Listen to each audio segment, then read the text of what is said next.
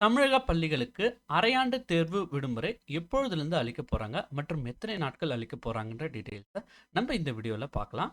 நம்மளுடைய யூடியூப் சேனல்ல அரசு வேலைவாய்ப்பு மற்றும் அரசு திட்டங்களுக்கான தகவல்களை ரெகுலரா அப்டேட் பண்ணிட்டு வரோம்.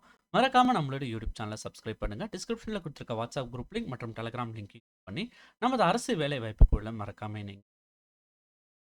தமிழக பள்ளிகளுக்கு அரையாண்டு தேர்வு விடுமுறை எப்பொழுது அளிக்க போறாங்கன்னு சொல்லிட்டு நம்ம இந்த பார்க்கலாம். அதுக்கு முன்னாடி அரையாண்டு தேர்வு எப்போது தொடங்குறாங்கன்றது நம்ம டீட்டெயிலாக பார்க்கலாம். அரையாண்டு தேர்வு பார்த்தீங்கன்னா ஃபஸ்ட்டு ஸ்டாண்டர்ட்லேருந்து 9th ஸ்டாண்டர்ட் வரைக்கும் பார்த்தீங்கன்னா டிசம்பர் 15ஆம் தேதி தொடங்கி டிசம்பர் 23ஆம் தேதி இந்த எக்ஸாமினேஷன் வைக்கிறாங்க.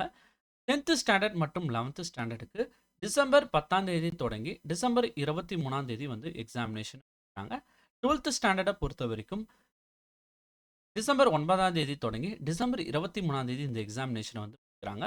அதனைத் தொடர்ந்து பார்த்தீங்கன்னா இந்த அரையாண்டு தேர்வுக்கான விடுமுறை அளிக்கிறதா திட்டமிட்டிருக்காங்க. ஸோ இந்த நிலையில் பார்த்தீங்கன்னா டிசம்பர் 24ஆம் தேதியிலிருந்து ஜனவரி 4ஆம் தேதி வரைக்கும் அரையாண்டு விடுமுறை அளிக்கிறதா திட்டமிட்டிருக்காங்க.